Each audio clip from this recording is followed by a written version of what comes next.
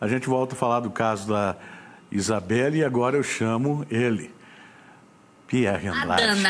Oxê! Você combinou isso com o pessoal? Agradeço os tudo aplausos, improviso. mas eu não pedi nada. Eu também não peço nada de manhã. É, né? Não. Nossa! Bom, o assunto aí é a Isabelle e a gente vai reviver um pouquinho aí tudo que aconteceu. Você tem alguns detalhes, a gente tem imagens que daqui a pouquinho vamos mostrar também. Tá bom, meu querido? Fique à vontade. Tudo bem, Tony. Boa tarde para você, boa tarde a todos que acompanham o Voz do Litoral. Muito importante essa cobertura que a TVCI tem realizado no dia de hoje. Afinal de contas, estamos falando do júri popular, do homem que é o autor confesso do disparo que vitimou Isabelle Cristine. Crime esse que aconteceu em 2018 e agora, então, chegando a esse momento importante que é o Tribunal do Júri. E para o pessoal de casa entender melhor toda a dinâmica do que aconteceu nos últimos anos, aqui na TVCI nós preparamos uma linha do tempo para mostrar exatamente como se deu toda a situação. Começando por 2018, né? Dia 14 de fevereiro, fatídico dia em que a Isabelle Cristine, infelizmente, foi atingida por esse disparo. E no dia 14 ainda, na manhã do dia 14, durante o dia 14, né? Eu lembro muito bem, Tony, inclusive eu estava participando do Voz do Litoral, ao vivo aqui, quando a gente deu a notícia que foi constatada, então, a morte cerebral da Isabelle. E no mesmo dia os irmãos Vargas foram presos. No dia 22 de fevereiro tivemos, então, a reconstituição do crime. E no dia 15 de dezembro tivemos a Justiça ordenando, então, a soltura do Cleverson Vargas, tá? Ele que era o irmão que estava dirigindo o veículo. Em 2019, a Justiça, então, decide que Cleverson Vargas não responderá pelo crime de homicídio. Ele passa a responder pelo crime de embriaguez ao volante, mas não pelo de homicídio. Chegamos em 2021. Naquele ano, a Justiça definiu que Everton Vargas iria cumprir em regime domiciliar. E por que essa decisão? Que contou, inclusive, com o aval do Ministério Público, uma recomendação também do Ministério Público da assistência de acusação. Por quê? Se ele ficasse preso, ele não tinha prazo devido à pandemia para o julgamento, né? Então, teve a prisão, o regime domiciliar, convertido em regime domiciliar. E aí sim, aqui na verdade foi um pedido da defesa, eu me equivoquei, aqui foi um pedido da defesa. Em 2022, tivemos o agendamento da primeira tentativa de júri popular, do julgamento do Everton Vargas, mas faltando 3 dias para a realização desse julgamento, ele foi adiado e teve o Everton, naquela ocasião, aí sim, a revogação da prisão domiciliar. E por que isso acontece? Tá? Porque aí sim, com o aval do Ministério Público e da Defesa, se dá esse pedido para que ele não ficasse em prisão domiciliar, porque enquanto estava em casa, esse tempo contava para abater da possível pena que ele pudesse receber se ele for condenado, que ele pode receber se ele for condenado no Tribunal do Júri, tá? No dia 7 de março seria, então, essa tentativa, né? No dia 24 de agosto, a segunda tentativa de julgamento. E no dia 28 de agosto de 2022, tivemos a defesa de Everton Vargas, então, pedindo pelo desaforamento do júri. Você sabe muito bem, Tony, desaforamento é quando você tem a mudança do local onde vai ser esse júri popular.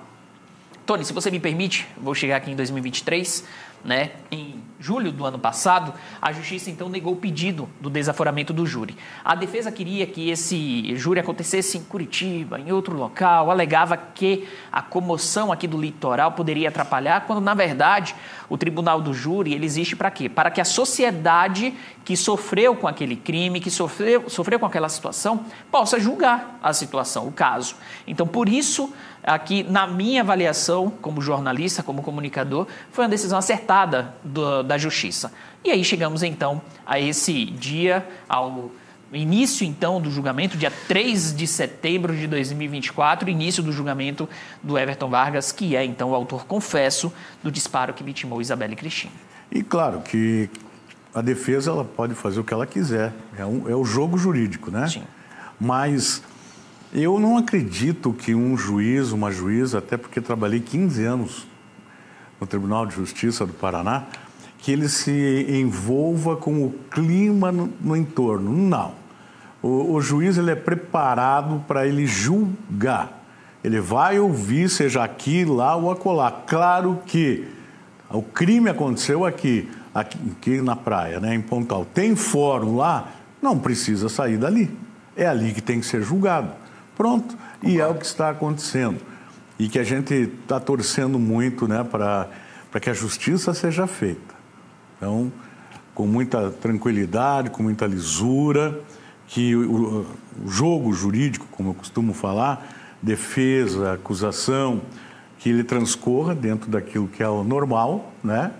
Mas que lá no final a gente possa entender que a justiça foi feita. Nós temos algumas imagens aí, colocando aí, inicialmente nós temos imagens do momento lá do bar, da prisão, da chegada da polícia. Então vamos pelo bar, vamos começar com eles bebendo. Eles estavam tomando lá bebida alcoólica, consumindo bebida alcoólica, Pierre, e por isso que você acabou falando aí que o irmão que estava no volante, ele acabou sendo denunciado por embriaguez ao volante e dirigir alcoolizado, né?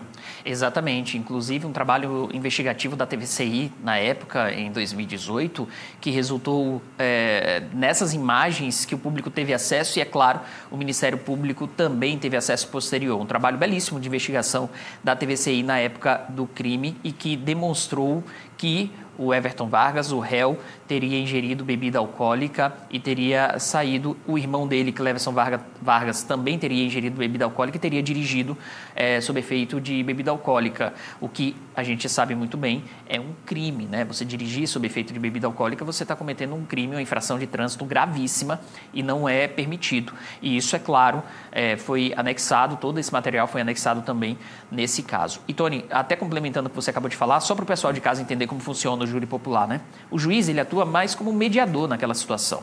Quem vai definir se o Everton Vargas ou o réu, se for uma situação de júri popular envolvendo outro crime, quem define se a pessoa é culpada ou não, são os jurados, né? São esses jurados que estão lá, que vão acompanhar as provas apresentadas, que vão acompanhar o que diz a defesa, que vão acompanhar o que diz a assistência de acusação, o Ministério Público, e aí sim os jurados vão determinar se a pessoa é culpada ou é inocente. Se for culpada, aí o juiz é quem vai determinar a pena, levando em consideração toda a legislação brasileira. Até para o pessoal de casa entender como funciona, de forma bem simples, né?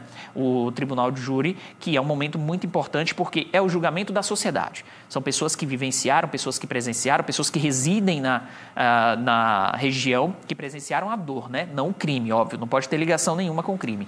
E aí essas pessoas é que julgam o caso. Nós temos imagens agora da prisão, né? Vamos acompanhar imagens no momento da prisão dos dois. E foi um momento importante esse, porque aconteceram algumas coisas ali, né? De pós-crime, que todo mundo lembra, mas a prisão foi feita, a polícia agiu rapidamente e acabou nessa imagem que a gente está vendo aí, Pierre. Inclusive, segundo testemunhas, a família Vargas, o Cleverson e o Everton, além dos demais familiares, eles estariam se preparando para deixar a residência e fugir do local, né?